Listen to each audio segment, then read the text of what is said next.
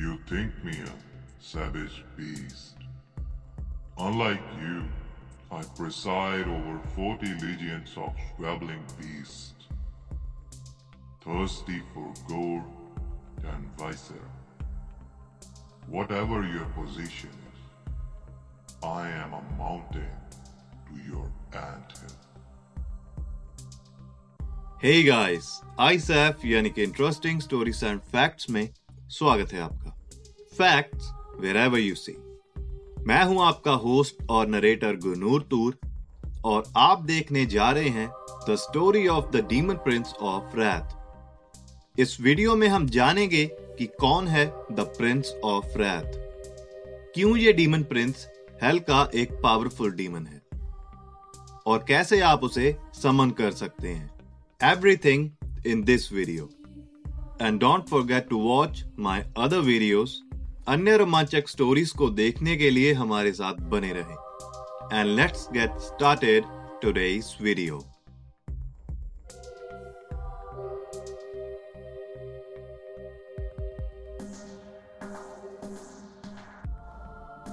So guys, आज की हमारी वीडियो में हम बात करेंगे डेमोनिक वर्ल्ड की हायरार्ची की और इसमें कुछ ऐसे डीमंस हैं जो कि अन्य कमजोर डीमंस पर राज करते हैं। उन डीमंस को आर्क डीमंस के नाम से जाना जाता है। मैं पहले भी कुछ आर्क डीमंस पर वीडियो बना चुका हूं और आज हम जिस आर्क डीमन की बात करने जा रहे हैं वह डीमन डेमनोलॉजी बुक के अनुसार नरक का एक महान और उच्च रैंक पर राज करने वाला डीमन है।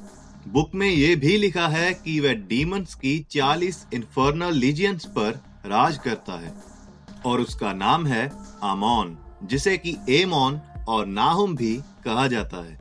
कुछ ग्रीमोयर्स के अनुसार अपने हायर रैंक की वजह से कुछ आर्क डीमंस अन्य कमजोर पावर्स वाले आर्क डीमंस पर भी राज कर सकते हैं और इसीलिए एमोन अकेला ऐसा डीमन है जो कि डीमन एस्मोडे पर राज करता है। किंग सोलोमन की बुक द आर्स गोएशिया, जो कि 5 किताबी श्रृंखलाओं में से एक है और जिसे की मिलाकर द लेजर की ऑफ सोलोमन कंप्लीट होती है, के अनुसार एमोन बुक में अपनी पावर्स के अनुसार लिखी गई अन्य 72 स्पिरिट्स में से 7th रैंक पर आता है। इन सभी डीमंस को हेल के पिलर्स कहा जाता है। अन्य लिखतों में एमोन को एस्तारोथ का assistant, prince of wrath, the ravenous यानी हिंसक, demon of witchcraft, punisher of violence और द लॉर्ड ऑफ नेक्रोमेंसी के टाइटल के साथ लिखा गया है। वह द फॉलन एंजल्स की जाति से संबंध रखता है। एमोन को लाइफ और रिप्रोडक्शन का डीमन कहा जाता है और इसी के साथ उसे false love, reconciliation, wrath, violence, deception, witchcraft और वॉर को लाने वाले के रूप में भी रिप्रेजेंट किया जाता है। एमोन को लूसीफर के डार्क एस्पेक्ट के साथ भी एसोसिएट किया जाता है और उसे ब्लैक सन भी कहा जाता है। जैसे कि वह इंसानों में प्यार बढ़ाता है और दोस्तों और दुश्मनों को मिलाता है, मगर फिर भी इन सभी चीजों का मूल्य बेहद अधिक होता है और अक्सर ऐसे रिश्ते रैथ, वायलेंस और डिसेप्शन से भरे होते हैं। कहा जाता है कि एमोन इंसानी पाप रॉथ पर भी राज करता है और इसीलिए अक्सर उसे द रूलिंग प्रिंस ऑफ रॉथ भी कहा जाता है। मगर 7 डेडली सिंस के पर्सोनिफिकेशन के अनुसार अगर देखा जाए तो सेतन को रॉथ का रूलर माना जाता है। इसीलिए ये दोनों डीमंस इस पाप के लिए भागीदार माने जाते हैं। सभी विचेस को एमोन की कॉन्सर्ट्स माना जाता है। गॉड उसके फादर और अशेरा उसकी मदर है। एमोन को एस्तारोथ, लूसीफर, अमेमोन और इब्लिस के साथ जोड़ा जाता है। अपनी एबिलिटीज के कारण एमोन को कई बार कई देवताओं जैसे आमुन, हामोन, जियस, जुपिटर, इंद्र और हदाद से जोड़ा जाता है। नेम आमोन को शायद इजिप्शियन गॉड आमुन और कार्टहेज, जो कि एंशियंट ट्यूनिशिया में था, के देवता बाल हैमोन से लिया गया है और इसी के साथ नाहुम का अर्थ है वह जो उत्सुकता जगाता है कॉलिन दी प्लेंसी की बुक द डिक्शनरी इन्फर्नल के अनुसार एमोन नर्क की 40 इन्फर्नल डीमन लीजियंस पर राज करता है और उसे नरक में प्रिंस के टाइटल के साथ जाना जाता है। कुछ लोग उसे एक ऐसी एंटिटी के रूप में देखते थे जो कि दोस्तों और दुश्मनों में सुलह करवाता है और वह लोगों की उनके प्यार को प्राप्त करने वाली मांगों को पूरा करता है। इजिप्शियन एमोन और आमुन को उनके सुप्रीम गॉड के रूप में देखते थे और वह उसे एक डीमन के रूप में नहीं मगर एक नीली चमड़ी वाले इंसान के रूप में रिप्रेजेंट करते थे। 1583 में जोहान वियर अपनी लिखित द सूडोमोनार्चिया डेमोनम में लिखते हैं कि एमोन या आमोन नरक में एक महान और शक्तिशाली रैंक पर था और वह दिखने में वोल्फ के जैसा था और उसकी नीचे की बॉडी सरपेंट की थी और वह अपने मुंह से आग निकालता था। जब एमोन इंसानी भेष में होता था तब उसके डॉग के जैसे दांत होते थे और उसके इंसानी सर की जगह पर एक माइटी नाइट हॉक का सर होता था। वह नरक के अन्य राजकुमारों में से एक शक्तिशाली प्रिंस था और वह बीत चुके और आने वाले समय के बारे में सब कुछ जानता था। एस.एल. मैकग्रेगर मेदर्स भी द गोइशिया में एमोन के बारे में यही सब बयान करते हैं। द लेजर की ऑफ सोलोमन के हार्ले MS 6483 में लिखा गया है कि आमोन जादूगरों को समुद्र में डूबने वालों की आत्माओं को बुलाने और उनसे पूछताछ करने की एबिलिटी रखता था। द ग्रैंड ग्रिमोयर के अनुसार एमोन डीमन सतनाखिया का डायरेक्ट सब ऑर्डिनेट है जो कि हेलिश आर्मीज का सबसे महान कमांडर है और जब वह एंजल्स के साथ वॉर्स लड़ते हैं तो सतनाखिया एमोन से अक्सर कंसल्ट करता है कि उन्हें कैसे वॉर को मैनेज करना चाहिए।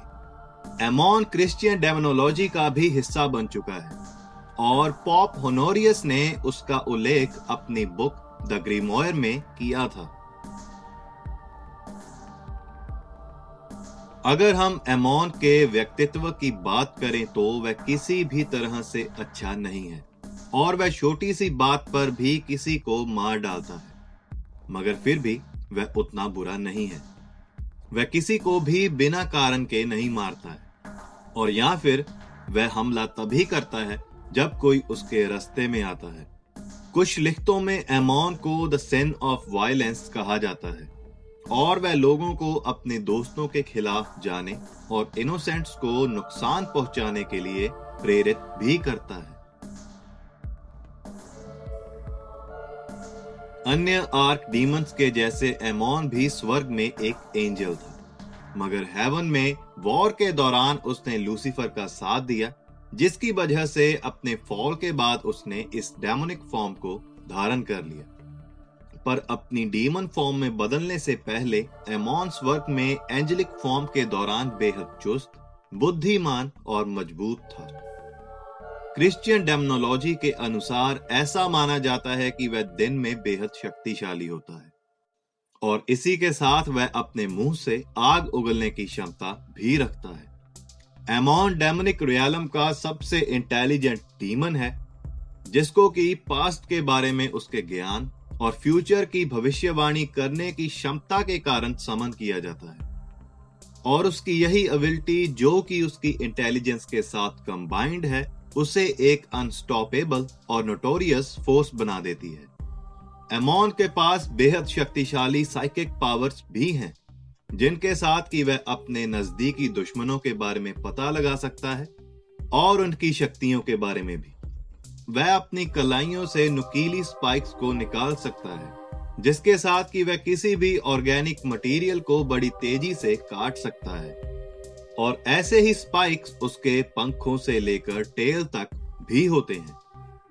वह अपने अंदरूनी अंगों को एक्सटेंड कर सकता है, जिसके साथ कि वह पानी में भी सांस ले सकता है और कहा जाता है कि ये पावर्स एमोन की असली पावर्स का सिर्फ एक नमूना ही है। एमोन को इजीली ही समन किया जा सकता है और वह आपको पास्ट और फ्यूचर के बारे में सभी चीजें बता सकता है, मगर हमें अपने शब्दों को अच्छी तरह से समझना पड़ता है और हमें इस बात के लिए क्लियर होना चाहिए कि हमने उससे क्या बात करनी है, क्योंकि एमोन एक ऐसा डीमन है जो कि शब्दों के साथ खेलना बेहद पसंद करता है।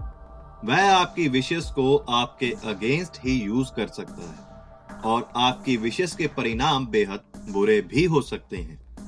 एमोन को लोगों को दुख देना बेहद पसंद है और वह ऐसा लोगों की विशेष को उनके अगेंस्ट यूज करके करता है। अपनी इंटेलिजेंस के कारण एमोन उसको बुलाने वाले को ट्रिक करता है कि वह सुसाइड कर ले या जो भी अन्य लोग उसके पास मौजूद हैं उन्हें मार डालें। वह समनर को ट्रिक करता है कि वह ऐसे प्रोमिसेस करें जिनको कि वह पूरा नहीं कर पाते और फिर एमोन के पास अपनी स्पिरिट्स और बॉडी को हार जाते हैं, जिसके बाद कि एमोन उनके शरीर में घुस जाता है। मगर फिर भी अगर आप एमोन को समन करना चाहते हैं और उससे कुछ बातों के बारे में जानना चाहते हैं तो occultist.net वेबसाइट आपकी इस सभी कार्य में पूर्ण हेल्प करेगी। मैं आपको एमोन को समन करने के बारे में बता सकता हूं, मगर फिर भी आपको खुद ही वहां पर जाना चाहिए।